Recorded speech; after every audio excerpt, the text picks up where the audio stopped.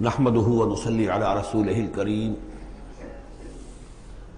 اما بعد فقد قال الله تبارك وتعالى كما ورد في سورة الطلاق اعوذ بالله من الشيطان الرجيم بسم الله الرحمن الرحيم يا ايها النبي اذا طلقتم النساء فطلقوهن لعدتهن واحصوا العدة واتقوا الله ربكم لا تخرجوهن من بيوتهن ولا يخرجن الا ان ياتين بفاحشة مبينة وتلك حدود الله ومن يتعد حدود الله فقد ظلم نفسه لا تدري لعل الله يحدث بعد ذلك امرا صدق الله العظيم۔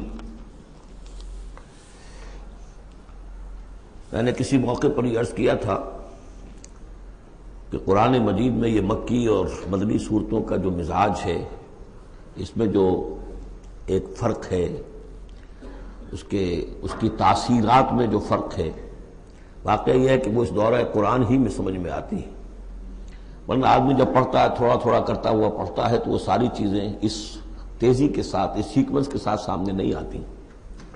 بہرحال مکی قرآن کی اپنی ایک شان ہے، مدنی صورتوں کا اپنا ایک رنگ ہے۔ اس کو میں نے تعبیر کیا تھا کہ دو جنتیں ہیں قرآن میں، جنتان، ایک مکی جنت ہے، ایک مدنی جنت ہے، تو ہم مدنی جنت کی سیر کر رہے ہیں۔ 8 صورتیں ہم پڑھ چکے ہیں، اب جو آخری 2 صورتیں رہ گئی ہیں اس گلدستے کی، یہ دونوں نہایت حسین جوڑے کی شکل میں ہیں۔ یہاں جو علامت ہے جوڑا ہونے کی، وہ پہلے تو ایک ہے ظاہری، دونوں صورتیں شروع ہوں گی، سورہ طلاق بھی، سورہ تحریم بھی، یا ایھا النبی، یا ایھا النبی۔ دوسری یہ کہ دونوں کا موضوع جو ہے وہ اسلام کا معاشرتی نظام ہے۔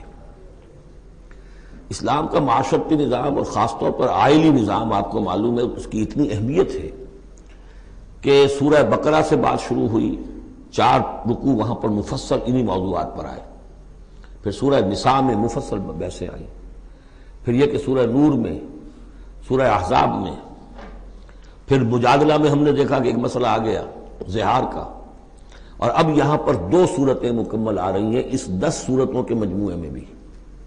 تو اس سے اندازہ ہونا چاہیے کہ اس آئلی قوانین کا اور معاشرتی جو ویلیوز ہیں اسلام کی، ان کی کتنی اہمیت ہے اللہ تعالیٰ کے نزدیک۔ ان میں جو 2 جوڑے کے جو یہ 2 فرد ہیں، تو گھریلو زندگی میں 2 امکانی صورتیں پیدا ہوتی ہیں۔ ایک تو معتدل تو یہ ہے کہ جو اللہ کے حقوق ہیں ان کو فائق رکھا جائے، اس کے نیچے جو اللہ نے حق شوہر پر بیوی کا رکھا ہے وہ بیوی ادا کرے، جو بیوی پر شوہر کا حق ہے، جو فرض ہے وہ شوہر جو ادا کرے۔ تو یہ فرائض اور حقوق کا ایک توازن ہے جو اللہ تعالیٰ نے قائم کیا ہے۔ اگر یہ توازن خوبصورتی سے چل رہا ہے، حدود اللہ جو ہیں وہ ٹوٹ نہیں رہی ہیں، کہیں اس میں کوئی رخنا پیدا نہیں ہو رہا ہے، شوہر بھی بیوی بھی اپنے فرائض دینی کو ادا کرنے میں لگے ہوئے ہیں، چاہے ان میں ہائر لیول پر جا کر تھوڑا سا فرق ہو جاتا ہے، جو عام زندگی ہے اس میں کوئی فرق نہیں ہے، نماز عورت کو بھی پڑھنی ہے، مرد کو بھی پڑھنی ہے، زکوٰۃ مرد کو بھی دینی ہے، عورت کو بھی دینی ہے، روزہ عورت کو بھی رکھنا ہے، مرد کو بھی رکھنا ہے، حج جو ہے وہ فرض ہے۔ اس کے بعد دعوت و تبلیغ میں آگے تھوڑا سا فرق ہو جائے گا کہ عورتوں کا دائرہ محدود ہو جائے گا، وہ مردوں میں جا کے دعوت و تبلیغ نہیں کریں گی، خواتین میں کریں یا اپنے محرم مردوں میں کریں، لیکن فرضیت قائم رہتی ہے۔ اور اس سے اوپر جا کر تیسرے لیول پر اور ذرا بالواسطہ ان کا معاملہ ہو جاتا ہے، مردوں کے ذریعے سے وہ اقامت دین کی جو میدان کے اندر معاملے ہیں، جنگیں ہیں اور میدان میں جا کر مقابلے ہیں، وہاں ان کا جو رول ہے وہ بالواسطہ ہو جائے گا۔ ان کے بیٹے، ان کے بھائی، ان کے شوہروں کو زیادہ سے زیادہ وہ آزادی دیں، انہیں ریلیو کریں اپنے بوجھ سے، اولاد کی پرورش کا بھی سارا بوجھ اپنے اوپر لے لیں، شوہر کا حصہ جو ہے وہ بھی خود ادا کریں تاکہ شوہر یکسو ہو کر اپنا زیادہ سے زیادہ وقت جو ہے اقامت دین کی جد و جہد میں لگا سکے۔ تو یہ تو ہے نارمل جو چاہیے۔ اب اب نارملٹی یا ادھر ہوگی یا ادھر ہوگی، ایک طرف کو ہوئی، فرض کیجئے لیفٹ کی طرف ہو گئی، اس کی معنی کیا ہے کہ مزاج نہیں مل رہا، ہر وقت کی چک ہے، خام خواہ جو ہے گھر جو ہے اس کے اندر اختلاف ہی اختلاف ہے، ہر وقت کی لڑائی چل رہی ہے، تو اس سے بہتر ہے طلاق ہو جائے۔ وہ ہے طلاق، سورہ طلاق، کہ خام خواہ اس قسم کے مسئلوں میں، لیکن یہ کہ طلاق جو آخری شکل ہے اس کے کچھ حدود ہیں، قیود ہیں، ضوابط ہیں، قواعد ہیں، قوانین ہیں، ان کی پوری پابندی ہو۔ جیسا کہ سورہ نساء میں ہم دیکھ چکے ہیں کہ اگر وہ علیحدہ ہو جائیں تو اللہ دونوں کو غنی کر دے گا، اس کو بھی اور اس کو بھی، اس کے لیے بھی کوئی بہتر شوہر کے لیے بہتر کوئی بیوی عطا کر دے گا اور اس بیوی کو کوئی شوہر بہتر عطا کر دے گا۔ ایک دوسری انتہا یہ ہوتی ہے کہ شوہر اپنی بیویوں کی اتنی دلجوئی کرے، اتنی ان کی جو ہے پیمپرنگ جس کو کہتے ہیں کرے، کہ اس میں حدود اللہ بھی ختم ہو جائیں، شریعت کے تقاضے بھی ختم ہو جائیں، شریعت کے احکام بھی کہیں جو ہے پامال ہو جائیں۔ سب سے بڑھ کر یہ کہ جو اپنے فرائض ہیں، دعوت و اقامت دین کی جد و جہد کو ان کو ادا نہ کر سکے، تو اہل و عیال کا اتنا لحاظ، یہ غلط ہے۔ تو دو انتہاؤں کو یہاں پر لیا گیا ہے۔ پہلی انتہا میں بھی بات کی گئی حضور سے، دوسری میں بھی، اگرچہ پہلے کا سوال حضور کے لیے ہے ہی نہیں، حضور نے نہ کوئی طلاق دی نہ آپ کو طلاق دینے کی اجازت تھی، اس لیے کہ آپ کی ازواج مطہرات جو ہیں وہ تو امت کے لیے ماؤں کی حیثیت سے ہیں، اور سورہ احزاب میں ہم پڑھ چکے ہیں کہ وہ کسی اور سے بعد میں نکاح نہیں کر سکتی تھی، تو طلاق دینے کا سوال نہیں، اسی لیے آپ کو 4 کی جو وہ حد ہے، لمٹ ہے، اس سے بھی آگے بڑھ کر مزید نکاح کرنے کی اجازت دی گئی تھی۔ بہرحال یہ رب دیکھ لیجئے گا۔ اب آ کے ہم چلتے ہیں، وقت کی کمی کے پیش نظر زیادہ تمہید میں وقت نہیں لینا چاہتا۔ ان صورتوں پر میرے بڑے مفصل دروس موجود ہیں، وہ آپ دیکھ سکتے ہیں۔ یا ایھا النبی اذا طلقتم النساء فطلقوہن لعدتہن، اے نبی جب آپ لوگ نکاح اور اپنی عورتوں کو طلاق دیں۔ اب دیکھیے یا ایھا النبی واحد، طلقتم النساء فوراً جمع کا صیغہ، اس لیے کہ حضور سے تو متعلق ہی نہیں ہے۔ حضور کو تو مسلمانوں کے نمائندے کی حیثیت سے اور معلم کی حیثیت سے اور ہادی کی حیثیت سے خطاب کیا گیا، اصل میں مسلمانوں سے ہے کہ جب تم طلاق دو اپنی بیویوں کو فطلقوہن لعدتہن، تو ان کی عدت کے حساب سے طلاق دو۔ عدت جو ہے وہ ایک تو یہ کہ طہر میں طلاق دی جائے، حیض کی حالت میں نہ ہو، اور پھر یہ ہے کہ اگر دینی ہی ہے تو پھر اس کے بعد بھی جو طلاق دی جائے وہ بھی پھر طہر کی حالت میں دی جائے۔ اس طریقے سے جو بھی قوانین ہیں، وَأَحْصُوا الْعِدَّةَ، عدت کا پورا لحاظ رکھو۔ وہ عدت اس طریقے سے بھی ہے کہ مطلقہ جو ہے جو عدت اس کی ہوگی اس کے اندر وہ کوئی اور شادی نہیں کر سکتی، البتہ عدت پوری کرنے کے بعد وہ آزاد ہوگی۔ عدت اس اعتبار سے بھی ہے کہ اگر طلاق رجعی ہے تو وہ اسی عدت کے اندر شوہر واپس اپنی بیوی کو لوٹا سکتا ہے، اور اگر وہ 1 یا 2 طلاقیں تھی، طلاق بائن ہو گئی ہے، ان کے درمیان سیپریشن ہو چکی ہے، تب بھی وہ بغیر کسی اور حلالے وغیرہ جس کو ہمارے یہاں کہتے ہیں کہ عورت کے لیے ضروری نہیں ہے کہ وہ کسی اور سے نکاح کرے پھر وہ طلاق دے تو سابق شوہر سے اس کا نکاح ہو، بلکہ یہ کہ وہ دوبارہ نکاح کر سکتے ہیں اگر صرف 2 طلاقوں کے بعد عدت ختم ہوئی تھی۔ تو یہ تمام قواعد و ضوابط ہیں۔ واتقوا اللہ ربکم، اور اللہ کا تقوی اختیار کرو جو تمہارا رب ہے۔ لا تخرجوہن من بیوتہن، انہیں مت نکال باہر کرو ان کے گھروں سے کہ بس غصے میں آئے ہوئے ابھی طلاق بھی نکل جاؤ میرے گھر سے، یہ نہیں، یہ قطعاً غلط بات ہے۔ اس کی عدت ہے اور اس عدت کے اندر وہ تمہارے ہاں رہ سکتی ہے، تمہیں رکھنا ہے اسے اپنے ہاں۔ ولا یخرجن، وہ خود بھی نہ نکلے، الا ان یاتین بفاحشۃ مبینہ، البتہ اگر کوئی کھلی بے حیائی کی بات ہوئی ہے، کوئی بدکاری کی ہے عورت نے، وہ معاملہ اور ہو سکتا ہے کہ اس میں کوئی سختی کی جائے، عام حالات میں نہیں۔ وتلک حدود اللہ، یہ اللہ کے حدود ہیں۔ ومن یتعد حدود اللہ، اور جو اللہ کی حدود سے تجاوز کرے گا، فقط ظلم نفسہ، تو اس نے تو اپنے اوپر بڑا ظلم کیا۔ لا تدری لعل اللہ یحدث بعد ذلک امرا، تمہیں نہیں معلوم کہ شاید اس کے بعد اللہ تعالیٰ کوئی نئی صورت پیدا کر دے۔ غصے میں آ کے 1 طلاق دی، بیوی ابھی عدت کے اندر گھر ہی میں ہے، ہو سکتا ہے کہ وہ غصہ ختم ہو جائے، اسی میں 1 ہی طلاق دی تھی رجوع کر لیا جائے، اللہ تعالیٰ کیا پتہ ہے، اور کوئی حالات ایسے پیدا ہو جائے، نئی صورت پیدا ہو جائے کہ اس سے آگے بات بگڑے ہی نہ۔ فَإِذَا بَلَغْنَ أَجَلَهُنَّ، البتہ جب عدت پوری ہو گئی ان کی جو میعاد ہے، فَأَمْسِكُوهُنَّ، اب تمہیں فیصلہ کرنا ہوگا، فَأَمْسِكُوهُنَّ بِمَعْرُوفٍ أَوْ فَارِقُوهُنَّ بِمَعْرُوفٍ، یا تو اب طے کر لو کہ اگر رجوع کرنا ہے تو بس اپنے گھر میں روکو، لیکن بھلے طریقے سے، یہ نہیں کہ انہیں ستانے کے لیے کہ جو روک لیا جائے، اور فارقوہن، یا پھر ان کو چھوڑ دو، ان سے علیحدگی اختیار کر لو، وہ بھی بالمعروف، بمعروف دستور کے مطابق بھلے طریقے سے۔ وَأَشْهِدُوا ذَوَيْ عَدْلٍ مِّنْكُمْ، اور اس رجعت اگر تم رجوع کر رہے ہو تو 2 اپنے گواہوں، 2 اپنوں میں سے جو معتبر لوگ ہوں، جن پر اعتماد کیا جا سکتا ہے، انہیں گواہ بنا لو کہ میں نے طلاق دی تھی، اب میں اس کو رجوع کر رہا ہوں، تو یہ 2 گواہ اس کے ہیں۔ وَأَقِیمُوا الشَّهَادَةَ لِلَّهِ، اور یہ گواہی قائم کرو اللہ کے لیے۔ ذَلِكُمْ يُوعَظُ بِهِ، یہ ہے جو جس کی نصیحت کی جا رہی ہے، من کان یؤمن باللہ والیوم الآخر، اس شخص کو کہ جو ایمان رکھتا ہو اللہ پر اور یوم آخر پر۔ جیسے ہم نے 2 جگہ دیکھا کہ حضور کا اسوہ حسنہ ہے، لیکن کس کے لیے؟ اپنی جگہ تو وہ اسوہ حسنہ کاملہ ہے، لیکن اس سے استفادہ کون کرے گا؟ من کان یرجو اللہ والیوم الآخر وذکر اللہ کثیرا، حضرت ابراہیم اور ان کے ساتھیوں کی زندگی میں بھی اسوہ ہے کس کے لیے؟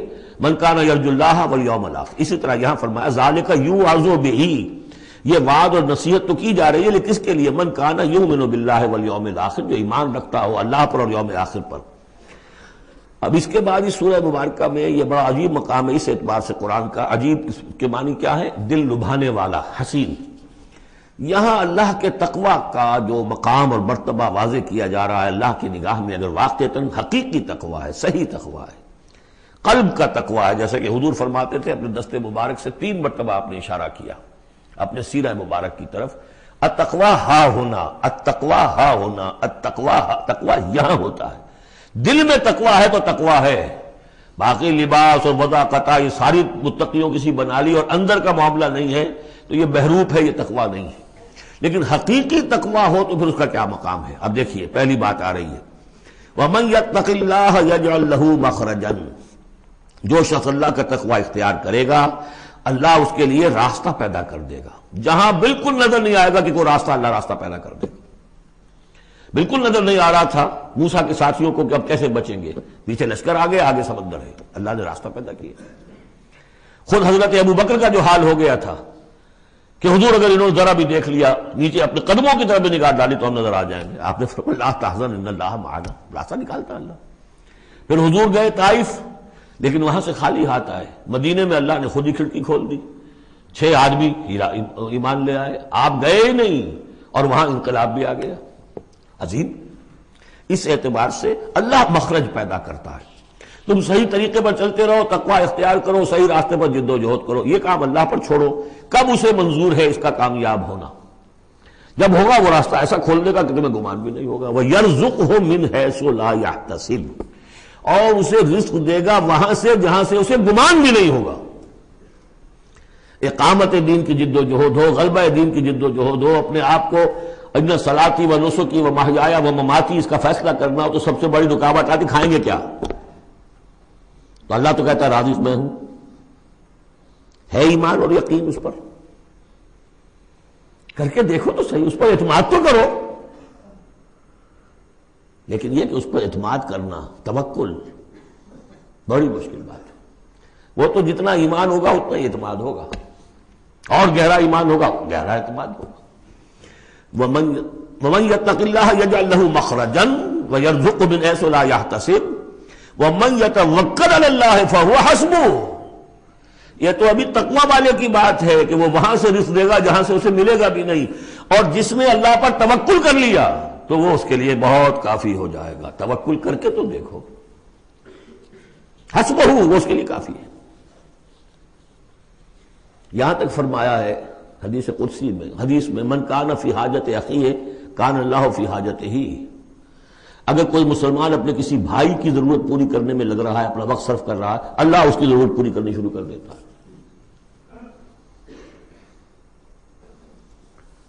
فکر ماں در کار ماں آزار ماں، کار ساز ماں بے فکر کار ماں. یہ فارسی شاعری کے اندر یہ دینی حقائق ہیں. کار ساز ماں بے فکر کار ماں، میرا کارساز میرے کاموں کی فکر کر رہا ہے، میں نے اپنے آپ کو اس کے کام کے لیے لگا دیا. وہ دنیا میں بھی ذرا سا بھی کوئی شریف انسان ہوگا، آپ اس کے ہو جائیں وہ آپ کو چھوڑ دے گا پھر کہیں؟ شرافت ہو، مروت ہو اس میں. آپ اللہ کے بن کر تو دیکھیے. پھر وہ کارساز ہے. کارساز ماں بے فکر کار ماں، فکر ماں در کار ماں آزار ماں. جب میں اپنے معاملات کی فکر خود کرتا ہوں، کوئی نہ کوئی ٹھوکر کھاتا ہوں، کوئی نہ کوئی غلطی کرتا ہوں، آزار اپنے سر کے اوپر پیدا کر لیتا ہوں. اپنے آپ کو حوالے کرو. اس کا نام ہے تفویض الامر الی اللہ. افوض امری الی اللہ ان اللہ بصیر بالعباد. ان اللہ بالغ امرہ، اللہ تعالیٰ تو اپنا معاملہ تو پورا کر کے ہی رہتا ہے. وہ تو دین کو غالب کرنا ہی ہے. کون اس کے اندر نفع کما گیا، کون محروم رہ گیا، یہ ان کی قسمت ہے. ابو بکر اور عمر اور عثمان اور علی اور عبد الرحمن ابن عوف یہ اپنی بازی جیت گئے. ابو جہل، ابو لہب محروم رہ گئے. یہ تو اب ان کا معاملہ ہے. اللہ تو اپنی بات پوری کرا دے گا، اور اس دنیا کے ختم ہونے سے پہلے پورے کل ارضی پر اللہ کا دین غالب ہوگا. یہ ہونا ہے. دیکھنا یہ ہے کہ تم اس بہتی گنگا میں کو ہاتھ دھونے کو تیار ہو یا نہیں. یا تم محرومین کی فہرست میں اپنے آپ کو لانا چاہتے ہو؟ بس اپنا تن من دھن لگا دو اس کے اندر، تمہاری ہڈیوں کا چورا ہو کر بھی اس نئی تعمیر کی بنیادوں میں اگر لگ جائے تو بہت بڑی کامیابی ہے۔ قد جعل اللہ لکل شیء قدرا، بہت عمدہ مقام ہے، اللہ نے ہر چیز کے لیے ایک اندازہ مقرر کیا ہوا ہے، کب اللہ کی مدد آئے گی یہ بھی اس نے طے کیا ہوتا ہے۔ You have to qualify, pre qualification conditions ہیں، تب مدد آئے گی، یوں نہیں آتی مدد۔ اپنا سب کچھ لگا دو پھر کہو کہ اللہ میری 15 برس کی کمائی کل میدان میں نے جو ڈالی ہوئی ہے، 15 برس کی کمائی، دن کی اور رات کی کوششیں ہیں میری، صبح اور شام کی کوششیں ہیں میری، 15 برس وہ میدان میں نے لا کے ڈال دی ہے۔ تب پکارو اللہ کو۔ اپنا مال بچا کے رکھنا ہے، اپنی مستقبل کو بھی بچانا ہے، اپنی اولاد کو بھی بچانا ہے، اور اللہ کا دین غالب ہو جائے، کہیں نام لکھا کے کسی جماعت میں شامل ہو کر بڑا تیر مار دیا، گویا کہ اللہ تعالیٰ تو جانتا ہی نہیں کتنی کنٹریبیوشن ہے، کتنا اثار ہے، کتنی قربانی ہے، کتنا وقت ہے، کتنی محنت ہے، اللہ جانتا ہے۔ باقی اس نے ہر چیز کا ایک اندازہ مقرر کیا ہوا ہے۔ اب اس کے بعد پھر آ رہا ہے وہی طلاق کا معاملہ، واللائی یئسن من المحیض من نسائکم، اور تمہارے ہاں کی وہ خواتین کے جن کا حیض کا سلسلہ بند ہو چکا ہو، مایوس ہو چکی ہو حیض سے، ان ارتبتم فعدتہن ثلاثۃ اشہر، اگر اس میں کوئی شک بھی ہو تو پھر 3 مہینے عدت ہو جائیں گے۔ اب حیض تو آ نہیں رہا کہ 3 طہور اور 3 حیض کا کوئی حساب کیا جائے۔ واللائی لم یحضن، اور وہ ابھی بچپن میں نکاح ہو گیا کیونکہ ہو جاتا تھا، اور ابھی بچی کو جو ہے وہ ابھی ایام شروع ہی نہیں ہوئے ہیں، تو اب ان کی عدت کیسے ہوگی اگر ان کو طلاق دے دی گئی؟ تو ان کے لیے بھی یہ کہ 3 مہینے۔ وَأُولَاتُ الْأَحْمَالِ أَجَلُهُنَّ أَن يَضَعْنَ حَمْلَهُنَّ، اور جو حاملہ ہوں ان کی پھر عدت یہ ہے کہ وہ وضع حمل ہو جائے، بچے کی پیدائش ہو جائے، اس کے بعد وہ ان کی جو ہے عدت ختم ہوگی۔ یہ بھی ہو سکتا ہے کہ پورے 8 مہینے لگ جائیں، 9 مہینے لگ جائیں، 4 مہینے ہو، 6 ہو، واللہ اعلم۔ وَمَن يَتَّقِ اللَّهَ، پھر دیکھیے تقویٰ، وَمَن يَتَّقِ اللَّهَ يَجْعَل لَّهُ مِنْ أَمْرِهِ يُسْرًا، جو اللہ کا تقویٰ اختیار کرتا ہے اللہ اس کے کاموں میں آسانی پیدا کر دیتا ہے۔ فَسَنُيَسِّرُهُ لِلْيُسْرَىٰ، ذالک امر اللہ انزلہ الیکم، یہ اللہ کا حکم ہے جو اس نے نازل کر دیا ہے تمہاری طرف، اللہ یہ ذمہ داری لے رہا ہے اپنے اوپر۔ ومن یتق اللہ یکفر عنہ سیئاتہ، اور جو اللہ کا تقوی اختیار کرے گا اللہ تعالیٰ اس کی برائیوں کو، اب یہ آخرت کا معاملہ ہو رہا ہے، اس کی برائیوں کو، اس کے گناہوں کو اس کے نامہ اعمال سے دھو دے گا۔ ویعظم لہ اجرا، اور اس کے لیے بہت بڑا اجر اور ثواب ہے جو عطا کرے گا۔ اسکنوہن من حیث سکنتم من وجدکم، اب کسی عورت کو طلاق دی ہے، ایک طلاق دی ہے، عدت میں رکھنا ہے گھر میں، وہ پہلے آ چکا ہے، لیکن گھر میں ایسا نہ ہو کہ کہیں کسی ملازمہ کی کوٹڑی میں ڈال دو اس کو۔ اسکنوہن من حیث سکنتم، وہیں رکھو جہاں تم رہتے ہو، من وجدکم، جو بھی تمہاری جو مقدور ہے اس کے مطابق، اسی سٹیٹس کے ساتھ۔ ولا تضاروہن لتضیقوا علیہن، اور انہیں کوئی تکلیف نہ پہنچاؤ کہ ان پر تنگی کر دو کہ وہ خود ہی جلدی سے روانہ ہو جائیں، گھر چھوڑ کے نکلنے پہ مجبور ہو جائیں۔ وَإِن كُنَّ أُولَاتِ حَمْلٍ، اور اگر وہ حاملہ ہوں، فَأَنفِقُوا عَلَيْهِنَّ، تو اب ان کے اوپر خرچ کرو، ان کا دان نفقہ وہ تمہارے ذمے ہے، حَتَّى يَضَعْنَ حَمْلَهُنَّ، یہاں تک کہ پھر وہ واضح حمل سے فارغ ہو جائیں۔ فَإِنْ أَرْضَعْنَ لَكُمْ، پھر اگر وہ تمہارے لیے، تمہارے بچہ تو تمہارا ہے، اس کو اگر دودھ پلاتی ہیں، فَآتُوهُنَّ أُجُورَهُنَّ، تو انہیں ان کا اجر اور ان کا بدلہ عطا کرو۔ وَاعْتَبِرُوا بَيْنَكُمْ بِمَعْرُوفٍ، اور آپس میں مشورہ کر لیا کرو بڑے بھلے طریقے سے۔ اگر طلاق بھی ہو گئی کوئی بات نہیں، انسان تو ہے نا، انسانی سطح پر، اب شوہر بیوی نہیں رہے لیکن انسان تو ہے، انسانی سطح کے اوپر بات کر لی جائے۔ وَاعْتَبِرُوا بَيْنَكُمْ بِمَعْرُوفٍ وَإِن تَعَاثَرْتُمْ، اور اگر کہیں ایسی زدم زدہ ہو جائے کہ بیوی کا میں تو دودھ نہیں پلاتی یا کوئی اور مسئلہ ہو، فَسَتُرْضِعُ لَهُ أُخْرَىٰ، تو پھر کوئی اور عورت جو ہے اس کو دودھ پلائے۔ لِيُنْفِقْ ذُو سَعَةٍ مِّن سَعَتِهِ، اب اس تمام معاملے میں جو بھی شوہر ہے وہ خرچ کرے، جو وسعت والا ہے وہ اپنی وسعت کے مطابق خرچ کرے، جو اس کا بھی سطح اللہ نے اسے دی ہے اس کے مطابق۔ وَمَنْ قُدِرَ عَلَيْهِ، اور جس کے اوپر اللہ تعالیٰ نے رزق کی کوئی تنگی رکھی ہے، ناپ تول کر دے رہا ہے، کوئی فراوانی نہیں ہے، تو فَلْيُنْفِقْ مِمَّا آتَاهُ اللَّهُ، تو وہ خرچ کرے اس میں سے جو اللہ نے اس کو دیا ہے۔ لَا يُكَلِّفُ اللَّهُ نَفْسًا إِلَّا مَا آتَاهَا، اللہ تعالیٰ کسی جان کو ذمہ دار نہیں بنائے گا مگر اسی حد تک جو کچھ کہ اس نے اسے دے رکھا ہے۔ کشادگی دی ہے تو اپنی اس بیوی جو ہے مطلقہ، اس کے اوپر تم رکھو، کشادگی رکھو، تنگی ہے تو ٹھیک ہے اس حساب سے دو، اللہ تو جانتا ہے۔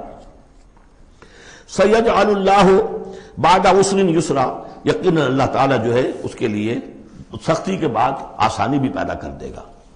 وَكَأَيٍّ مِّن قَرْيَةٍ أَتَتْ عَنْ أَمْرِ رَبِّهَا، اور کتنی ہی بستیاں ایسی ہیں جنہوں نے اپنے رب کے حکم سے سرکشی کی، وَرُسُلِهِ، اور اپنے رسولوں سے سرتابی کی، ان کا کفر کیا، فَحَاسَبْنَاهَا حِسَابًا شَدِيدًا وَعَذَّبْنَاهَا عَذَابًا نُكْرًا، تو ہم نے پھر ان سے محاسبہ کیا، ان کا بہت شدید محاسبہ، اور ہم نے ان پر آفت ڈالی اور عذاب بھیجا ان پر بہت بڑا عذاب۔ فذاقت وبال امرها، پھر ان بستیوں نے اپنے معاملے کی پوری سزا جو ہے بھگت لی۔ وکان عاقبت امرها خسرا، اور یقیناً جو ابھی عاقبت والا معاملہ آنے والا ہے، ان کے معاملے کا جو ابھی عاقبت ہے وہ تو پھر بڑے ہی ٹوٹے والا معاملہ ہے۔ اعد اللہ لهم عذابا شدیدا، اللہ تعالیٰ نے ان کے لیے بڑے شدید عذاب کو تیار کیا ہوا۔ فاتقوا اللہ یا اولی الالباب، تو اے ہوش مندو اللہ کا تقوی اختیار کرو، وہی تقوی جس کے اوپر 4 مختلف طور سے بات ہو چکی ہے۔ الذین آمنوا، اے وہ ہوش مندو جو ایمان بھی لے آئے ہو، اللہ کا تقوی اختیار کرو۔ قد انزل اللہ الیکم ذکرا، اللہ نے تمہاری طرف ذکر نازل کر دیا ہے۔ یہ آیت بڑی اہم ہے، ذکر کی آگے وضاحت آ رہی۔ ذکر سے مراد کیا ہے؟ رسولا یتلو علیکم آیات اللہ مبینات لیخرج الذین آمنوا وعملوا الصالحات من الظلمات الی النور، رسول کہ جو پڑھ رہا ہے آیات اللہ کی تم پر، تمہیں سنا رہا ہے، اور وہ آیات بینات ہیں تاکہ نکالے وہ تمہیں، ان لوگوں کو جو ایمان لائے اور جنہوں نے نیک عمل کیے، اندھیروں سے نور کی طرف۔ تو ذکرہ، قد انزلنا الیکم ذکرہ، اور ذکرہ کی وضاحت رسولا یتلو علیکم آیات اللہ مبینات، یہی بات پھر آگے جا کے سورہ بینہ میں آئے گی، ابھی صرف نوٹ کر لیجئے، پھر جا کر بات پوری واضح وہاں ہوگی۔ وَمَن يُؤْمِن بِاللَّهِ وَيَعْمَلْ صَالِحًا يُدْخِلْهُ جَنَّاتٍ تَجْرِي مِن تَحْتِهَا الْأَنْهَارُ خَالِدِينَ فِيهَا أَبَدًا، اور جو کوئی اللہ پر ایمان رکھتا ہے اور نیک عمل کرتا ہے، اور نیک عمل سے مراد ایمان کے جملہ تقاضے ہیں۔ اب نیک عمل جب مکے میں جب تک تھے حضور، نیک عمل کیا تھا؟ ابھی شراب بھی حرام نہیں ہے، جوا بھی حرام نہیں ہے، سود بھی حرام نہیں ہے، پہلے 10 برس نماز 5 گانا بھی نہیں ہے۔ اس وقت نیک عمل کا کیا مطلب ہے؟ اللہ پر ایمان اور اس کی دعوت، اور تکلیف آئے تو استقامت اور جھیلنا۔ نماز آئی تھی، رات کو کھڑے رہا کرو اللہ کے سامنے، اس وقت کا نیک عمل یہ تھا۔ اب جیسے جیسے آیا، مدینے میں آ گئے، اب جہاد ہے، قتال ہے، انفاق ہے، مال خرچ کرو، اب روزہ بھی فرض کیا گیا، اب نماز 5 گانا بھی جو ہے 2 سال پہلے ہو چکی ہے، اب تمہارے اوپر زکوٰۃ بھی ایک نصاب کے حساب سے آ گئی ہے، عشر بھی آ گیا ہے، اب یہ ہے۔ تو جس وقت دین کا جو تقاضا ہے وہ پورا کرنا، جملہ تقاضے، وہ عمل صالح ہے۔ ہمارا تصور یہ ہوتا ہے جہاں قرآن میں عمل صالح آیا، نماز، روزہ، ذکر، یہ اذکار، یہ ہمارے ذہن میں آتا ہے، ہم اس کو پڑھتے ہیں اپنے ذہن میں صرف ان چیزوں کے حوالے سے، جبکہ عمل، جدوجہد، محنت، وہ ہر جگہ جو حکم ہے، جس وقت کا حکم ہے۔ وَمَن يُؤْمِن بِاللَّهِ وَيَعْمَلْ صَالِحًا يُدْخِلْهُ جَنَّاتٍ تَجْرِي مِن تَحْتِهَا الْأَنْهَارُ خَالِدِينَ فِيهَا أَبَدًا، وہ داخل کرے گا ان باغات میں جن کے نیچے ندیاں بہتی ہوں گی، اور اس میں وہ رہیں گے ہمیشہ ہمیش، ابدا۔ قد احسن اللہ له رزقا، اللہ تعالیٰ نے اس کے لیے بڑا عمدہ رزق فراہم کیا ہے۔ اب ایک آیت آ رہی ہے جو آیات متشابہات میں سے ہے، تاحال اللہ الذی خلق 7 سماوات، جیسے تو یہ کہ 7 آسمانوں کا معاملہ بھی میں بار بار عرض کرتا رہا ہوں کہ ابھی آیات متشابہات میں شمار ہوگا۔ وَمِنَ الْأَرْضِ مِثْلَهُنَّ، اللہ تعالیٰ نے 7 آسمان بنائے ہیں اور زمین میں سے بھی اتنی ہی، ویسی ہی، گویا کہ زمینیں بھی کوئی 7 زمینیں ہیں۔ اب اس پر یہ ہے کہ مختلف مفسرین نے اپنے اپنے اندازے، زمین کے 7 طبقات ہیں یا کچھ اور، لیکن بہرحال ابھی ہم نہیں سمجھ سکیں گے، کوئی 7 زمینیں بھی ہیں، کسی وقت آ کر یہ حقیقت منکشف ہو جائے گی۔ یتنزل الامر بینہن، اور یہ آسمان اور زمین کے درمیان اللہ کا امر نازل ہوتا ہے، جیسا کہ ہم پڑھا ہے سورہ سجدہ میں، یدبر الامر من السماء الى الارض ثم یعرج الیہ فی یوم کان مقدارہ 1000 سنۃ مما تعدون، یہ 1000 سال کی اللہ تعالیٰ کی ایک پلاننگ ہوتی ہے، آسمان سے زمین کی طرف اس کا فیصلہ جو ہے وہ آتا ہے، فرشتے لے کر آتے ہیں، تنفیذ ہوتی ہے، اور پھر یہ کہ وہ امر جو ہے اٹھا لیا جاتا ہے۔ اب اگلے 1000 سال کا دوسرا امر ہے جو اللہ کی طرف سے اگلے دن کا لیے طے ہو چکا ہے۔ لِتَعْلَمُوا أَنَّ اللَّهَ عَلَىٰ كُلِّ شَيْءٍ قَدِيرٌ، تمہیں اس کا یقین رہنا چاہیے کہ اللہ تعالیٰ ہر چیز پر قادر ہے۔ میں نے یہ بات عرض کی ہے کہ 2 صفات اللہ کی ہیں جس میں یہ انتہائی اہمیت کے ساتھ، عَلَىٰ كُلِّ شَيْءٍ قَدِيرٌ بِكُلِّ شَيْءٍ عَلِيمٌ، ان دو صفات کا تو مراقبہ اتنا گہرا ہونا چاہیے کہ کبھی شک نہ آنے پائے کسی چیز کے بارے میں۔ وَأَنَّ اللَّهَ قَدْ أَحَاطَ بِكُلِّ شَيْءٍ علما، دیکھیے دوسری بھی آ گئی علم، اور یہ کہ اس نے ہر شے کا اس کے علم کا احاطہ کیا ہوا ہے، نہ اس کی قدرت سے باہر کچھ ہے نہ اس کے علم سے باہر کچھ ہے۔ اب یہ دوسری سورت بسم اللہ الرحمن الرحیم، سورۃ التحریم، یعنی یہ معاملہ کہ بیویوں کی محبت یا ان کے جذبات کا لحاظ اور پاس یا ان کی دلجوئی میں کوئی کام آپ ایسا کر بیٹھے کہ جو شریعت میں جائز نہیں، یا شریعت کا کوئی جائز کام ہے وہ آپ اس کو نہ کرنے کی قسم کھا لیں۔ اب ظاہر بات ہے کہ حضور کے لیے یہ تو ممکن نہیں تھا، قطعاً اس کا کوئی سوال ہی نہیں کہ آپ اپنی کسی بیوی کی محبت کی وجہ سے یا دلجوئی کی وجہ سے کسی حرام کام کا ارتکاب کرتے ہیں۔ لیکن دو تین واقعات ایسے ملتے ہیں کہ حضور نے اپنی بیویوں کی دلجوئی کے سلسلے میں کوئی چیز جو آپ کے لیے اصلاً حلال تھی اس کے بارے میں قسم کھا لی کہ اب یہ میں استعمال نہیں کروں گا، اس پر پکڑ آ گئی ہے۔ یا ایھا النبی لم تحرم ما احل اللہ لک، اے نبی صلی اللہ علیہ وسلم کیوں آپ حرام ٹھہرا رہے ہیں اپنے اوپر وہ شے جو اللہ نے آپ کے لیے حلال کی ہے۔ تبتغی مرضات ازواجک، کیا آپ چاہتے ہیں اپنی بیویوں کی رضا جوئی؟ واللہ غفور الرحیم، اب دیکھیے یہ تیور بتا رہے ہیں اللہ تعالیٰ کی جو یہ ناپسندیدگی۔ یا ایھا النبی لم تحرم ما احل اللہ لک تبتغی مرضات ازواجک واللہ غفور الرحیم، اللہ غفور الرحیم ہے، اللہ نے معاف فرمایا، اللہ نے آپ کی خطا سے درگزر کیا۔ قد فرض اللہ لکم تحلۃ ایمانکم، اللہ تعالیٰ نے تمہارے لیے ایسی قسموں کا کھول دینا جو ہے اس کا راستہ معین کر دیا ہے۔ فرض میں یہ بھی سمجھا گیا لازم ٹھہرایا ہے، یعنی کوئی غلط قسم کھا لی ہے تو اس فرض ہے کہ اسے توڑ دیا جائے، لیکن توڑنے کا کفارہ ہے، ایسے نہیں توڑ دیا جائے گا۔ وہ بھی پوری آیت جو ہے وہ سورہ مائدہ کے اندر آ چکی ہے، گویا کہ اب آپ یہ اپنی قسم توڑیے اور وہ کفارہ ادا کیجیے۔ واللہ مولاکم، اللہ تمہارا مولا ہے، مددگار ہے، پشت پناہ ہے، وہو العلیم الحکیم، اور وہ سب کو جاننے والا ہے، کمال حکمت والا۔ وَإِذْ أَسَرَّ النَّبِيُّ إِلَىٰ بَعْضِ أَزْوَاجِهِ حَدِيثًا، اور جب نبی نے صلی اللہ علیہ وسلم اپنی بعض ازواج، اپنی کسی زوجہ محترمہ کو کوئی بات بتائی، اسرہ، اسرار سے، خفیہ طور پر، راز کے طور پر، میں ان تفاصیل میں نہیں جا رہا کہ واقعات کیا تھے ورنہ بہت دیر لگ جائے گی، بات سمجھنی چاہیے، باقی یہ کہ آپ تفسیروں میں دیکھ سکتے ہیں۔ تو آپ نے کوئی بات اپنی کسی ایک زوجہ محترمہ کو بتائی اور کہا دیکھو یہ کسی اور سے کہنا نہیں، یہ میرا راز ہے۔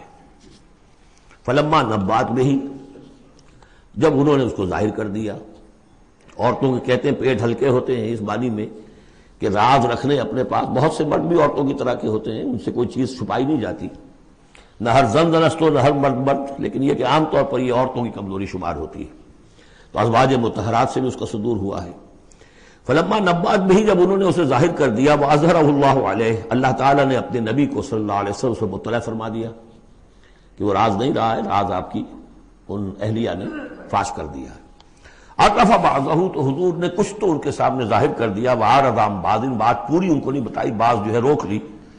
فلما نبأ به، تو جب انہوں نے حضور نے صلی اللہ علیہ وسلم ان کو بتایا، قالت من انباک ھذا، اب ایک طرز عمل تو یہ ہوتا ہے کہ فوراً ندامت ہوتی کہ ہاں حضور مجھ سے غلطی ہو گئی، میں واقعتاً آپ کا راز جو ہے وہ میں رکھ نہیں سکی اور مجھ سے بے دھیانی میں، بے خیالی میں بات نکل گئی۔ ایک دوسرا یہ ہے من انباک، آپ کو کس نے بتایا، یہ انداز جو ہے، دیکھیے عام بیوی عام شوہر کے درمیان اس میں کوئی حرج نہیں، لیکن جیسا کہ سورہ حجرات میں ہم پڑھا ہے، اعلموا، جان لو اچھی طرح، ان فیکم رسول اللہ، اے عائشہ، اے حفصہ، یہ تمہارے شوہر ہی شوہر نہیں ہے، یہ اللہ کے رسول ہیں۔ طرز عمل تمہارا جو ہے ان کے ساتھ بہت محتاط ہونا چاہیے، بہت محتاط ہونا چاہیے۔ من انباک، آپ کو اس نے بتایا؟ قال نبانی العلیم الخبیر، جواب میں بھی غصہ ہے حضور کا، مجھے اس نے بتایا کہ جو العلیم ہے اور خبیر ہے، جو سب کچھ جاننے والا ہے اور ہر چیز سے باخبر ہے۔ اب یہ اللہ تعالیٰ کی طرف سے آ رہا ہے، اس کی تعبیر میں اہل تشیع ایک انتہا کو نکل گئے، ہمارے عام مفسرین نے بھی انہی کی روش اختیار کی ہے، لیکن مولانا حمید الدین فراہی رحمۃ اللہ علیہ کا میں کم از کم اپنی ذات پر بہت بڑا احسان سمجھتا ہوں کہ جو انہوں نے تعبیر کی ہے، اور وہ عربی زبان کا جو اسلوب ہے اس کے اعتبار سے 100% درست ہے۔ ان تتوبا الی اللہ فقد صغت قلوبکما، اگر تم دونوں، اب ظاہر بات ہے کہ ایک اہلیہ کا نے راز چھپایا جو دیا گیا تھا دوسری اہلیہ، حضور کی دوسری اہلیہ کو کہا جاتا، حضرت حفصہ نے یہ معاملہ کیا، حضرت عائشہ کو بتا دیا۔ ان دونوں کے تعلقات بہت اونچے تھے، اس لیے کہ ظاہر بات ہے کہ حضور کے ہاں جو مقام اور مرتبہ تھا ابو بکر کا اور عمر کا رضی اللہ تعالی عنہما، اس کے حوالے سے ہی پھر ازواج مطہرات میں بھی خود بخود غیر شعوری طور پر یہ احساسات ہو جاتے ہیں۔ تو انہوں نے ان تتوبا الی اللہ، اگر تو اب تم دونوں اللہ کی جناب میں توبہ کرو، فقط صغت قلوبکما، اس کا ترجمہ کیا تو تمہارے دل ٹیڑھے ہو چکے ہیں۔ یہ اہل تشیع کا ترجمہ ہے، ازواج مطہرات سے انہیں بالعموم قد ہے، حضرت عائشہ سے بہت سخت ہے، لیکن یہ عام ازواج مطہرات سے۔ اس کا ترجمہ صحیح یہ ہے کہ اگر تم اللہ کی جناب میں توبہ کرو تو تمہارے لیے یہی مناسب ہے، اور تمہارے دل تو مائل ہو چکے ہیں، لیکن ایک ہوتا ہے ناز والے نیاز کیا جانے۔ اب یہ ماننا جو ہے یہ ذرا کڑا گزر رہا ہے کہ حضور مجھ سے غلطی ہوئی، آپ مجھے معاف کر دیجیے، وہ بھی اس لیے کہ معاملہ ہے شوہر اور بیوی کا۔ جیسے ہم کہتے ہیں کہ میاں تمہارے دل میں تو بات اب آ چکی ہے، بس تم مان نہیں رہے ہو، دل میں تو تم نے بات سمجھ لی ہے، تم اگر ایسا کرو تو یقیناً تمہارے لائق ہے، یہ انداز ہے یہ، اور یہ بہت سی مثالیں دے کر انہوں نے واضح کیا، اب میں اسے بہت بڑا احسان مانتا ہوں۔ ان تتوبا الی اللہ فقد صغت قلوبکما، اللہ کی جناب میں اگر توبہ۔ اچھا، صغن کا ایسا لفظ ہے یہ عربی زبان کا جو میں نے پہلے بھی آپ کو بتایا تھا، مالا الا مالا عن، میلان سے، مالا کے بعد الا ہوگا کسی شے کی طرف میلان، توجہ اس کا ہونا، دل کا ادھر رجحان ہونا، اور مالا عن کسی چیز سے نفرت ہو جانا، لفظ ایک ہی ہے، مال، میلان، الا اور عن۔ رغب الا، رغب عن، راغب ہوا اس شے کی طرف اور راغب ہوا اس چیز سے، متنفر ہو گیا اس چیز سے، لفظ ایک ہی ہے، رغبت۔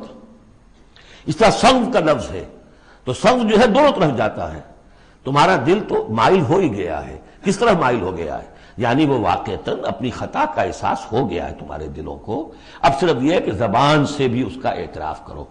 جیسے کہ حضرت آدم کو احساس ہو گیا تھا اپنی خطا کا، تو اللہ تعالیٰ نے الفاظ سکھا دیے تھے، فَتَلَقَّىٰ آدَمُ مِن رَبِّهِ كَلِمَاتٍ فَتَابَ عَلَيْهِ۔ یہ ترجمہ ہے اس آیت کا صحیح۔ ان تتوبا الی اللہ فقد صغت قلوبکما وان تظاہرا علیہ، اور اگر اب جیسے کہ قاعدہ ہے عام طور پر حضور کی بھی کوئی ہلکا سا سہو اگر ہو جاتا تھا تو کس قدر انداز جو ہے سخت ہو جائے قرآن مجید کے اندر، اس لیے کہ بڑے لوگوں کے معاملے بڑے ہیں، الرب رب من تنزل والعبد عبد من ترقى۔ اسی طرح جو بھی اونچے لوگ ہیں ازواج مطہرات ہیں تو ان کا بھی جو بھی اظہار ناپسندیدگی ہو رہا ہے اللہ کی طرف سے، اس میں الفاظ بڑے سخت ہیں۔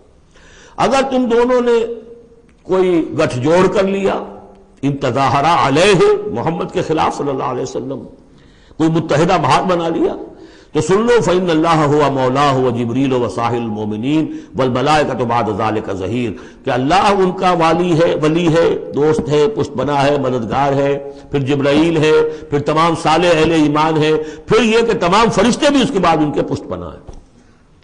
تو ان کے ساتھ معاملہ جو ہے وہ ان کے مقام کی مناسبت سے کرو، چاہے وہ تمہارے شوہر ہیں اور تم ان کی بیوی ہو، لیکن معاملہ کرو اس میں تمہارے امتی ہونے کا پہلو جو ہے وہ کہیں نگاہ سے اوجھل نہ ہو، وہ اللہ کے رسول ہیں، تم امتی ہو۔ عسیٰ ربہ، ابھی اور سختی آ رہی ہے، امید ہے کہ ان کا رب ان طلقکن، اگر تم سب کو طلاق دے دے، ان یبدلہ ازواجا خیرا منکن، کہ بدل دے تم سے کہیں بہتر بیویاں ان کو عطا کر دے، مسلمات مومنات قانتات تائبات عابدات سائحات سیبات وابکارا۔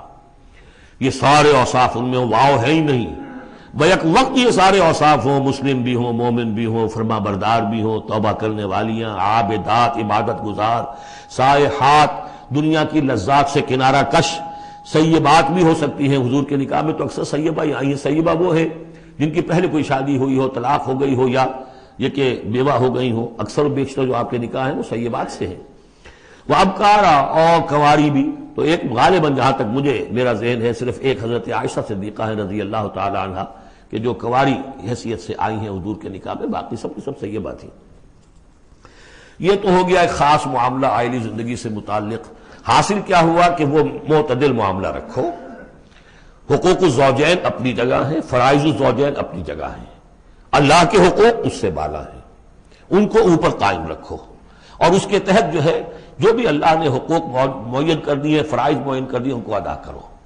لیکن یہ کہ ادھر اگر ہو گیا معاملہ تو بھی سلیقے سے ہو، بات نہیں بن رہی ہے، اگر رخصت کرنا تو شرافت کے ساتھ، اس کے یہ قواعد و ضوابط ہیں، اور اگر ادھر جانا ہے تو روکو اپنے آپ کو کہ کہیں ان کی محبت یا ایھا الذین آمنوا ان من ازواجکم واولادکم عدوا لکم فاحذروہم، تو ڈرو ایسا نہ ہو کہ ان کی محبت جو ہے وہ تمہیں کسی غلط راستے پر لے جائے۔ اب جو حصہ آ رہا ہے سورہ مبارکہ کا، اس میں ایک تو یہ 3 آیتیں درمیان میں آ رہی ہیں، وہ تو خاص طور پر جو ہے یوں سمجھیے خواتین سے متعلق نہیں ہے، مردوں سے متعلق ہیں، اور وہ اصل میں سورہ حدید کا سلسلہ جو ہے جو آخر اب اختتام پر آ رہا ہے، اس کا نقشہ جو ہے یہاں پر پھر آ جائے گا۔ یا ایھا الذین آمنوا قوا انفسکم واہلیکم نارا، اہل ایمان بچاؤ اپنے آپ کو اور اپنے اہل و عیال کو آگ سے۔ یعنی دیکھیے ایک نیگیٹو اسپیکٹ تو یہ آیا تھا، یا ایھا الذین آمنوا ان من ازواجکم واولادکم عدوا لکم فاحذروہم، یہ تو نیگیٹو ہے، اپنے آپ کو محفوظ رکھو، ان کی محبت ان کی دلجوئی تمہیں غلط راستے پر نہ ڈال دے۔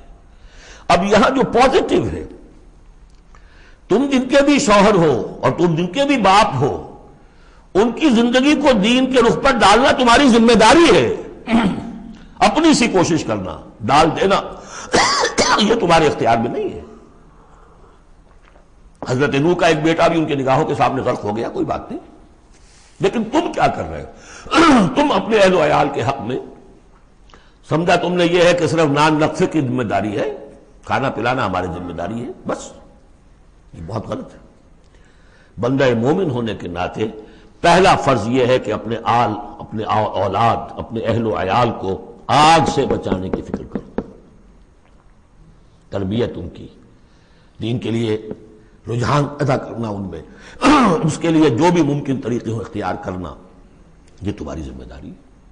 یا ایھا الذین آمنوا، اہل ایمان بچاؤ پہلے اپنے آپ کو، فطری بات ہے، قوا انفسکم، جیسے حضور فرمایا کرتے تھے اپنے خطبے میں، اوصیکم ونفسی بتقوی اللہ، میں تمہیں بھی وصیت کرتا ہوں مسلمانوں کے اللہ کا تقوی اختیار، اپنے نفس کو بھی۔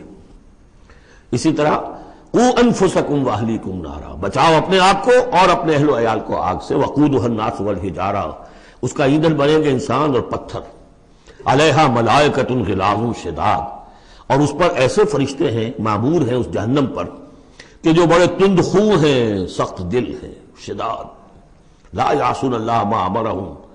اب جب تم یا تمہارے لاڈلے، تمہاری لاڈلی بیوی اور تمہارے لاڈلے بیٹے اور بیٹیاں جب جہنم میں جھونکے جائیں گے، اگر اللہ نے تمہیں بچا بھی لیا اور وہ تمہارے سامنے جہنم میں جائیں گے، تو سوچ لو ان کی چیخ و پکار اور ان کا نالہ و شیون، وہ فرشتوں کا دل جو ہے اسے پسیجے گا نہیں، وہ بڑے سخت دل ہیں۔ اب سوچ لو کن کے حوالے کرنا چاہتے ہو؟ جہنم کے داروغہ کے حوالے کرنا چاہتے ہو اپنی بیویوں کو اور اپنی اولادوں؟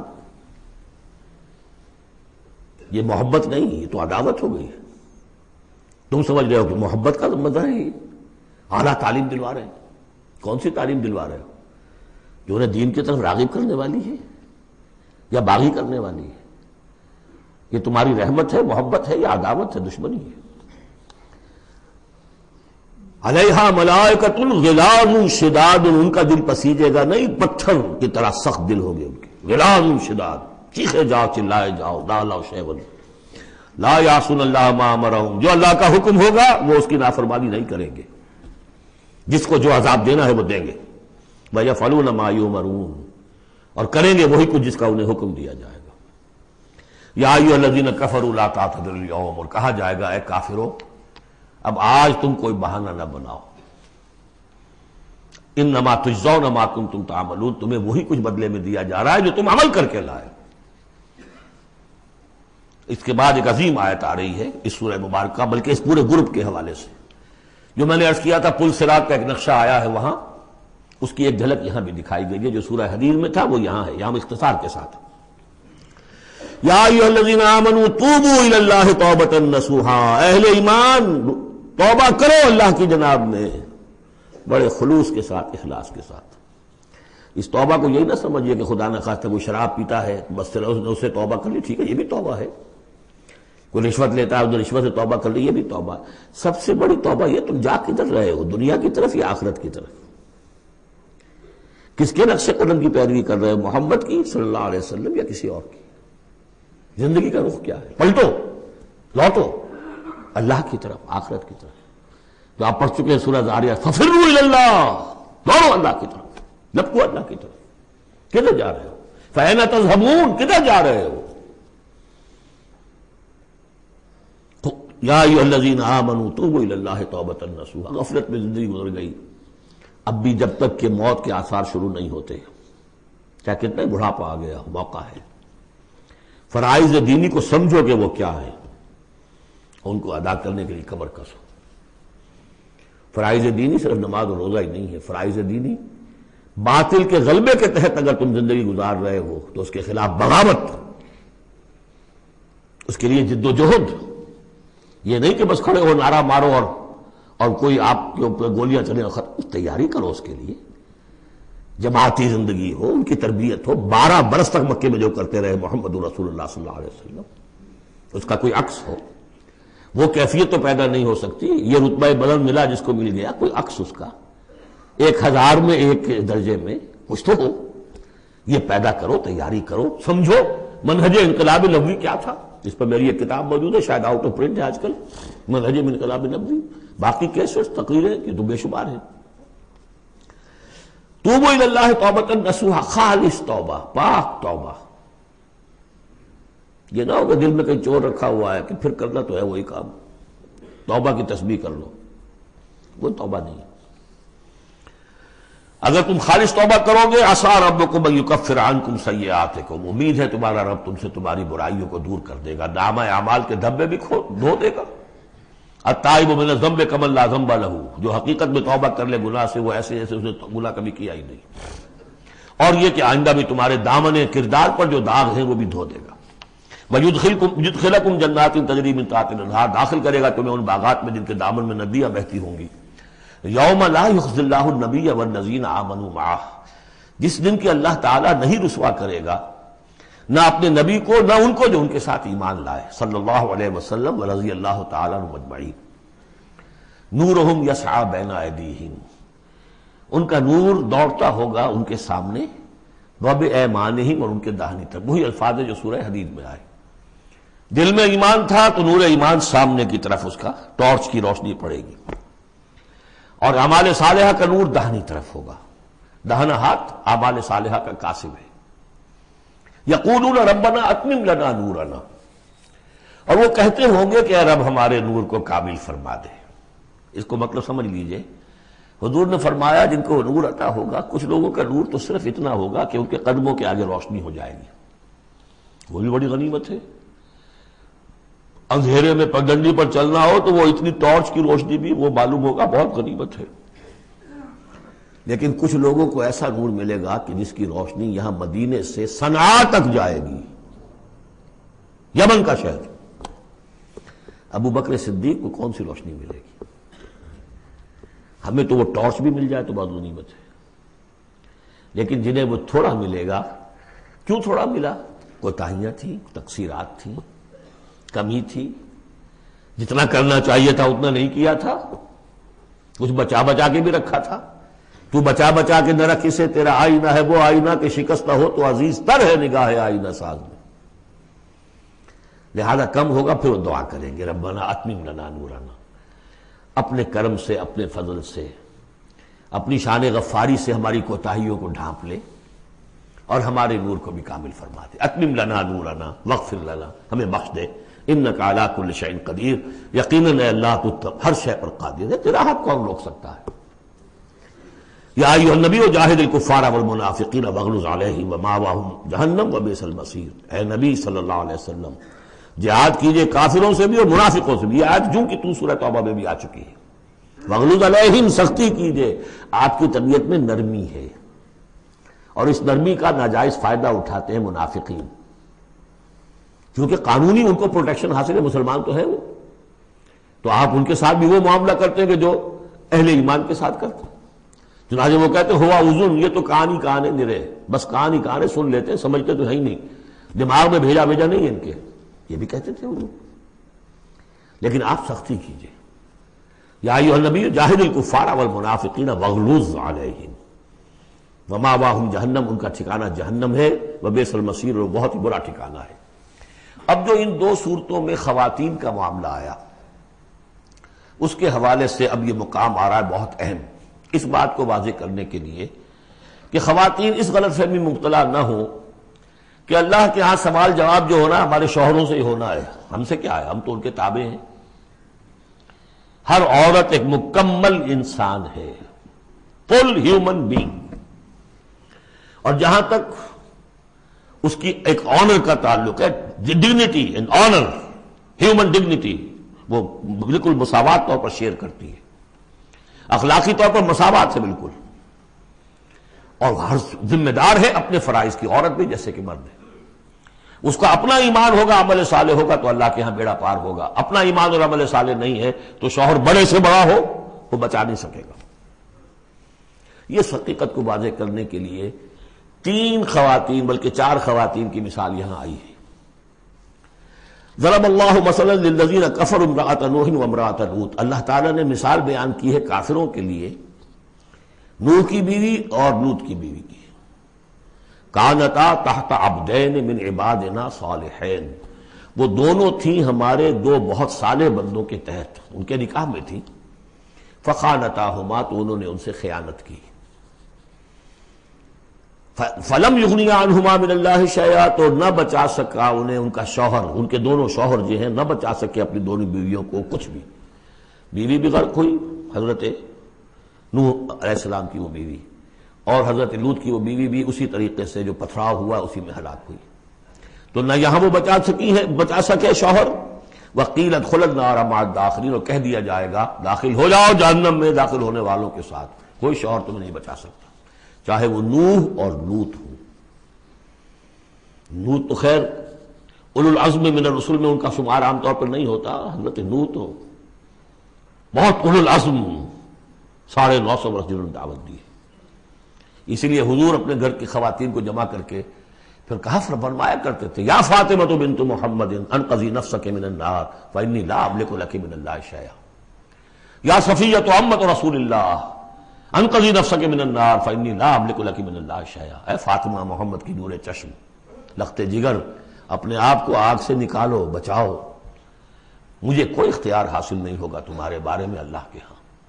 اے صفیہ، اللہ کے رسول کی پھوپھی، اپنے آپ کو آگ سے بچاؤ، اس لیے کہ مجھے کوئی اختیار حاصل نہیں ہوگا. ضرب اللہ مثلا للذین کفروا امرأۃ نوح وامرأۃ لوط کانتا تحت عبدین من عبادنا صالحین فخانتاہما فلم یغنیا عنہما من اللہ شیئا وقیل ادخلوا النار مع الداخلین. یہ میں بیان کر چکا ہوں ایک دفعہ پہلے بھی کہ اہل تشیع کا خیال یہ ہے کہ یہ زانیہ تھیں دونوں بیوییں. اہل سنت اس کو تسلیم نہیں کرتے. خیانت صرف اسی معاملے میں نہیں ہوتی، خیانت رازداری میں سب سے بڑی خیانت ہے کہ جو راز ہوتے تھے یہ وہ اپنے دشمن، جو حضور انبیاء کے رسولوں کے دشمن تھے، اپنی قوم کے لوگوں کو ان کے راز پہنچا دیتی تھی. یہ خیانت تھی. اس لیے کہ سورہ نساء میں جو آیا ہے فالصالحات قانتات حافظات للغیب، غیب کے اندر حفاظت کرنا پوری. ظاہر بات ہے کہ بیوی سے زیادہ بڑھ کر تو کوئی نہیں ہوتا کہ جو شوہر کی باتوں سے واقف ہو. تو یہ خیانت ہے اہل سنت کے نزدیک. لیکن بہرحال نتیجہ یہی ہے کہ وہ پھر جہنمی ہے، اور صرف نبی کی بیوی ہونے کے ناطے سے انہیں چھٹکارا نہیں مل جائے گا. وضرب اللہ مثلا للذین آمنوا امرأۃ فرعون، اور اہل ایمان خواتین کے لیے اللہ تعالیٰ نے مثال بیان کی ہے فرعون کی بیوی کی، آسیہ ان کا نام تھا. اذ قالت رب ابن لی عندک بیتا فی الجنہ. اب اس ایک جملے میں ان کی پوری ذہنی اور نفسیاتی کیفیت سامنے آ رہی ہے. جبکہ اس اللہ کی بندی نے کہا پروردگار میرے لیے تو جنت میں اپنے پاس ایک مکان بنا لے، وَنَجَّنِي مِن فِرْعَوْنَ وَعَمَلِهِ، مجھے نجات دے اس فرعون سے بھی اور اس کے عمل سے بھی. وَنَجَّنِي مِنَ الْقَوْمِ الظَّالِمِينَ، اور اللہ جلد از جلد مجھے نجات دے ان ظالموں کی قوم سے. یعنی موت کی آرزو کر رہی ہیں. محل میں عیش و آرام ہر طرح کا حاصل ہوگا، کیا نہیں ہوگا، لیکن اللہ کے ساتھ ایمان کا معاملہ یہ ہے. اور شوہر کا جو بھی خدائی کا دعویٰ کر کے بیٹھا ہوا ہے، کیا اس نے کفر کا اور اس کا معاملہ ہے، تو ان کے اندر بیزاری کتنی ہے اپنے اس شوہر سے. تو گویا کہ 2 انتہائی مثالیں آ گئی. بہترین شوہروں کے ہاں بدترین انجام والی بیویاں، اور بدترین شوہر کے ہاں بہترین انجام والی بیوی جس کا کہ ذکر ہو رہا ہے. اور سب سے اونچی جو خواتین ہوں گی حضرت مریم، حضرت آسیہ، حضرت خدیجہ، حضرت عائشہ، حضرت فاطمہ، یہ یوں سمجھیے چوٹی کی خواتین ہوں گی قیامت میں. تو اس حوالے سے یہ جو آسیہ ہیں یہ بھی انہی میں.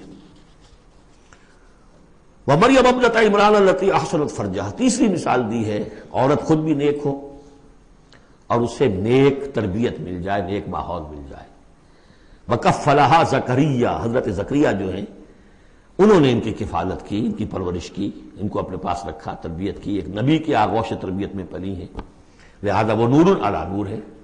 ومریم ابنۃ عمران التی احسنت فرجہا فنفخنا فیہ من روحنا، تو ہم نے پھونک ماری اس میں اپنے روح کی، وصدقت بکلمات ربہا، اور اس نے تصدیق کی اپنے رب کی تمام باتوں کی جو بھی وحی کے ذریعے سے فرشتے بتاتے رہے کہ اے مریم تجھے اللہ نے چن لیا ہے، اور اے مریم تمہارے لیے اللہ کا فیصلہ یہ ہے کہ تیرے ہاں بیٹا ہوگا، یہ ساری باتیں انہوں نے مانی تسلیم کی۔ صدقت بکلمات ربہا وکتبہ، اور جو اس کی کتابیں تھیں، ظاہر بات ہے کہ تورات ان کے پاس موجود تھی، زبور ان کے پاس موجود تھی، انبیاء کے اور صحیفے ان کے پاس موجود تھے۔ یہ تو صرف 1900 سال پر پہلے کی بات ہے جو ہم کر رہے ہیں اس وقت۔ All the prophets of the old testament, ان کے تمام صحیفے، پوری اولڈ ٹیسٹمنٹ موجود تھی۔ وکتبہ، اور اس کی تمام کتابوں کی انہوں نے تصدیق کی۔ وکانت من القانتین، اور وہ تو بہت ہی فرما بردار بندیوں میں سے تھیں۔ تو تین چیزیں تو آ گئی، چوتھی کسر رہ گئی کہ نہیں رہ گئی؟ آپ نے کچھ سوچا یا نہیں؟ بہترین شوہر کے ہاں بدترین بیوی، بدترین شوہر کے ہاں بہترین اور خاتون، ایک خاتون نور علی نور، خود بھی نیک، ماحول بھی نیک۔ چوتھی کون سی بات رہ گئی؟ خود بھی بدتینت اور شوہر اس سے بڑھ کر، بلکہ یہ کہنا مشکل ہو جائے کہ شوہر زیادہ بدتینت ہے یا وہ خود زیادہ بدتینت ہے۔ اس کی مثال معلوم ہے کہاں ہے؟ تبت یدا ابی لہب وتب ما اغنی عنہ مالہ وما کسب سیصلی نارا ذات لہب وامرأتہ حمالۃ الحطب فی جیدہا حبل من مسد۔ یہ پھر جب وہاں پہنچیں گے پڑھیں گے، شوہر بھی بدتینت، بیوی بھی بدتینت، ظلمات بعضها فوق بعض۔ اللہ کے فضل و کرم سے سورہ تحریم ختم ہوئی، اب ہم پھر آ رہے ہیں مکی جنت میں داخل ہو رہے ہیں۔ یہاں سے اب آخری گروپ شروع ہو رہا ہے۔ آخری منزل تو سورہ قاف سے شروع ہوئی تھی، چھٹا گروپ مکی اور مدنی صورتوں کا یہاں ختم ہو گیا۔ 7 صورتیں، حسین ترین صورتیں قرآن کی، وہ پہلی 7 صورتیں تھیں، سورہ قاف، سورہ ذاریات، سورہ طور، سورہ نجم، سورہ قمر، سورہ رحمان، عروس القرآن، پھر سورہ واقعہ، پھر یہ 10 صورتیں آ گئیں، سورہ حدید، سورہ مجادلہ، سورہ حشر، سورہ ممتحنہ، سورہ صف، سورہ جمعہ، سورہ منافقون، سورہ تغابن، سورہ طلاق، سورہ تحریم۔ اب پھر یہ مکی قرآن مجید، یہ آخری گروپ ہے۔ اس میں بھی پہلی 6 صورتیں جو ہیں وہ 3 کے سب گروپس کی شکل میں ہیں۔ سورہ ملک بڑی، جیسے سورہ قاف وہاں تھی اسی مقام پر یہاں سورہ ملک ہے، بہت جامع، اس کی تاثیر، اور یہ بہت حضور کو عزیز تھی۔ آپ کی کے معمولات میں سے تھا، رات کو سوتے ہوئے آپ سورہ ملک پڑھا کرتے تھے، اور اس کی آپ نے تلقین کی ہے۔ بسم اللہ الرحمن الرحیم، تبارک الذی بیدہ الملک وہو علی کل شیء قدیر۔ بڑی بابرکت ہے وہ ہستی جس کے ہاتھ میں ہے بادشاہی، راج اس کا ہے۔ یہ ہے دین کا سیاسی پہلو، پوری کائنات پر اس کا راج چل رہا ہے۔ دنیا میں بغاوت ہے، کیوں ہے؟ وہ اپنے ایمان کے دعوے داروں کا امتحان لینا چاہتا ہے، بس۔ ورنہ سورج، چاند، گیلیکسیز، پوری کائنات اور خود ہمارے جسم کا ایک ذرہ اس کے قانون کا پابند ہے، تابع ہے۔ ہمارا جسم ہمارے اختیار میں کہاں ہے؟ میں تنگ آ جاتا ہوں، 2 دن ہوتے ہیں یہاں سے تو طبیعت خراب ہو جاتی ہے، جب تک کہ وقت لگتا ہے کینچی لے کر بیٹھتا ہوں۔ اگر میں چاہوں کہ یہاں بال نہ آئے، میرا جسم ہے، میرا تو اختیار نہیں، وہ تو آئیں گے۔ تو ہمارا جسم بھی جہاں تک اس کی فزیولوجی کا تعلق ہے، اس کی اناٹومی کا تعلق ہے، یہ سارا اللہ کے قانون کے تابع، میرے تابع تو نہیں۔ میں چاہوں میرا دل ذرا رک جائے، جب چاہوں میں اس کو سٹارٹ کر دوں، تو یہ تو نہیں ہوگا۔ جب بند ہوگا، بند ہو جائے گا، میرے اختیار میں نہیں ہے۔ لیکن یہ کہ جو ہماری اختیاری زندگی ہے اس میں ہم نے طے کر لیا ہے کہ اللہ کی نہیں مانیں گے، اپنی مانیں گے، اپنی مانیں گے، اپنی بیویوں کی مانیں گے، اور جو بھی نظام ہے اس کے ساتھ وفاداری کریں گے، چاکری کریں گے، ان کی ملازمت کریں گے، ان کے رتھوں کے اندر ہم بیل بن کر جتیں گے تاکہ ہمیں عیش ملے، دنیا کے اندر ہمارے لیے مقامات ہوں، ہماری عیش، بس اللہ خیر صلی اللہ۔ تو یہ ہے اصل میں امتحان، ورنہ بادشاہی یہاں اب بھی اسی کی ہے۔ یہ صرف ہلدی کی گانٹھ ہے جسے لے کر ہم پنساری بن کر بیٹھ گئے، میری مرضی، میرا خیال، میرا نظریہ یہ ہے، اور ہمارے نزدیک جو ہے طریقتکم المثلیٰ، ہمارے جو کلچر ہے، مثالی نظام جو ہم نے بنایا ہے، ہمیں اس کی حفاظت کرنی ہے۔ تبارک الذی بیدہ الملک وہو علی کل شیء قدیر، وہ ہر چیز پر قادر ہے۔ الذی خلق الموت والحیات لیبلوکم ایکم احسن عملا۔ اب دیکھیے ہم نے حیات انسانی کا جو اب تک سمجھا ہے، جس کو کہ عمر نے، جو کہ بہت بڑا شاعر ہے، اس نے اپنی بیوی سے خطاب کر کے کہا ہے حیات ثم موت ثم بعث حدیث و خرافات یا عمری۔ یہ کیا ہے زندگی پھر موت پھر زندگی، یہ کیا سب حدیث و خرافات معاذ اللہ۔ ہم نے بھی دیکھا پہلے کنتم امواتا فاحیاکم ثم یمیتکم ثم یحییکم ثم الیہ ترجعون۔ یہ وقفے کیوں ڈالے گئے؟ یہ موت کا وقفہ کیوں ڈال کر زندگی کا ایک حصہ نکال دیا علیحدہ، 30 40 50 60 سال یہ دنیا کی زندگی، پھر موت کا وقفہ۔ موت ایک زندگی کا وقفہ ہے، یعنی آگے بڑھیں گے دم لے کر۔ کیوں؟ اس کی حکمت بتائی جو ہم پڑھائیں سورہ واقعہ میں، قدرنا بینکم الموت، تمہاری ہی زندگی کا تسلسل ہے جس میں ہم نے ایک وقفہ موت کا ڈال دیا ہے۔ کیوں ڈالا ہے؟ خلق الموت والحیات لیبلوکم ایکم احسن عملا۔ یہ جو چنک علیحدہ کیا ہے یہ اس لیے کہ تمہاری آزمائش ہو، امتحان ہو، تمہیں جانچا جائے۔ وہ 3 گھنٹے کا امتحان ہوتا تھا جو دیتے تھے تم کبھی اسکولوں میں، اب یہ 30 برس کا سمجھ، اور واقعی 30 برس ہی ہوتے ہیں آدمی کے پاس۔ پہلی زندگی کے 20 25 برس ویسے گزر گئے، شعوری ابھی نہیں ہے، اور پھر ایک خاص عمر کے بعد جو ہے اعضاء ڈھیلے پڑ گئے، اور پھر یہ کہ لا یعلم من بعد علم شیئا، 30 نہیں ہوں گے 40 مل جائیں گے آدمی کو، کام تو یہی ہوتا اس کی زندگی کا۔ لیکن اس لیے ہے لیبلوکم ایکم احسن عملا، تاکہ تمہیں جانچے پرکھے دیکھے تم میں سے کون ہے اچھے عمل کرنے والا۔ اب دیکھیے علامہ اقبال کی جو نظم ہے زندگی کے موضوع پر، واقعہ یہ ہے کہ بہت چوٹی کی چیز ہے، بہت عمدہ چیز۔ تو اسے پیمانہ امروز فردا سے نہ ناپ، جاویداں پہم دواں ہر دم جواں ہے زندگی۔ قلزم ہستی سے تو ابھرا ہے مانند حباب، جیسے سمندر میں ایک بلبلا سا ہوتا ہے، کتنی زندگی ہوتی ہے بلبلے کی۔ قلزم ہستی سے تو ابھرا ہے مانند حباب، اس زیاں خانے میں تیرا امتحان ہے زندگی۔ خلق الموت والحیات لیبلوکم ایکم احسن عملا۔ ہے کبھی جان اور کبھی تسلیم جان ہے زندگی، کبھی زندگی جان سے مترادف ہے، عبارت ہے، کبھی جان دینا اصل زندگی ہے۔ وَلَا تَقُولُوا لِمَنْ يُقْتَلُ فِي سَبِيلِ اللَّهِ أَمْوَاتٌ بَلْ أَحْيَاءٌ وَلَٰكِنْ لَا تَشْعُرُونَ۔ ہے کبھی جان اور کبھی تسلیم جان ہے زندگی، اصل زندگی جو ہے وہ جان دے دینے سے حاصل ہوگی۔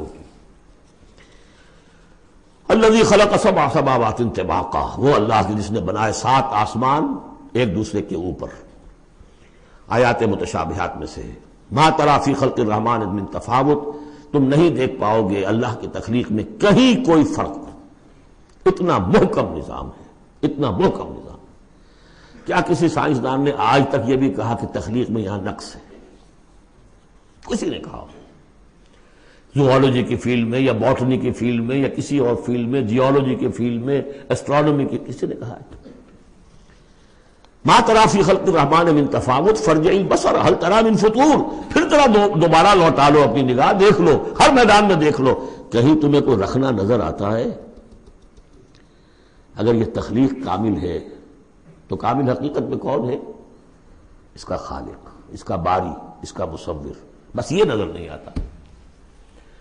سائنسدان سب کچھ دیکھ رہے ہیں، ڈھونڈنے والا ستاروں کی گزرگاہوں کا اپنے افکار کی دنیا میں سفر کر نہ سکا۔ بڑے بڑے صاحب بصیرت اور بڑے بڑے عقل مند اپنی ناک پتلے کے پتھر سے ٹھوکر کھاتے ہیں، دیکھ رہے ہیں ٹیلیسکوپ سے ٹھوکر کھا رہے ہیں وہاں جو سامنے پتھر پڑا ہوا ہے اس سے۔ یہ ہو رہا ہے آج ہمارے ساتھ۔ فرج سپر جیل کا بسرا کر رہے ہیں، پھر لوٹاؤ ذرا اپنی نگاہ کو 2 مرتبہ اور۔ ینقلب الیک البصر خاسئا وہو حسیر، تمہاری نگاہ تھک ہار کر لوٹ آئے گی، تمہیں ہماری تخلیق میں کہیں کوئی رکھنا، کوئی دراڑ نظر نہیں آئے گی۔ بارک اللہ لی ولکم فی القرآن العظیم ونفعنی وإیاکم بالآیات والذکر الحکیم۔